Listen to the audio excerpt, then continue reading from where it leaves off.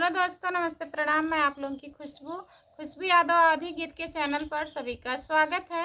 मैं आप लोगों के बीच में बेटी विवाह गीत सुनाने जा रही हूँ और हमारे चैनल के माध्यम से जितनी हमारी चाची माई दीदी देख रही हैं सभी को हाथ जोड़ के रिक्वेस्ट करती हूँ, प्लीज़ आप लोग ढेर सारा प्यार आशीर्वाद दीजिए हमारे गाने को और लास्ट तक बने रहिएगा। कैसा लगेगा हमारा गाना आप लोग कमेंट में ज़रूर बताइएगा। मोरे पीछा वाला मंगिया के पेड़वा हो, लवंग रे चुएला सारी रात।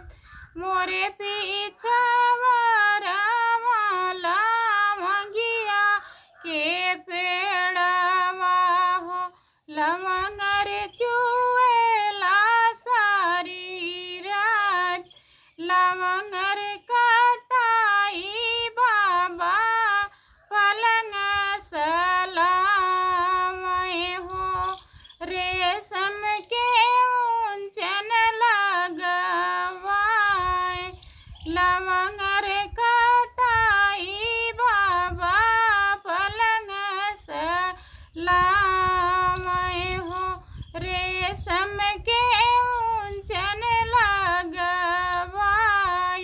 एक कोरिया सूतन ससुर के पुतवा हो, एक कोरिया ससुर के धेर।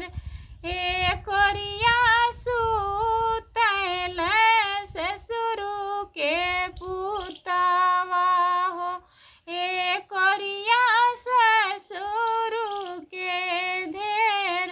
ओते चला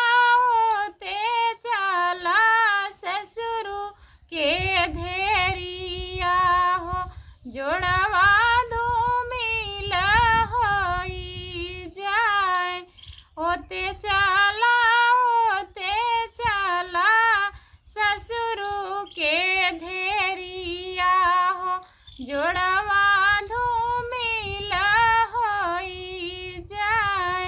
एतनी बचन सुनी ससुर के धेरिया हो, उठली पिछौरी झझकार।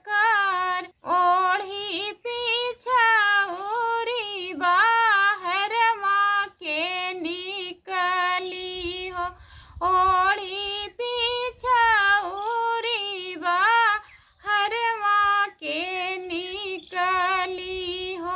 ठाढ़ी भैली जमुना के तीर, जल्दी से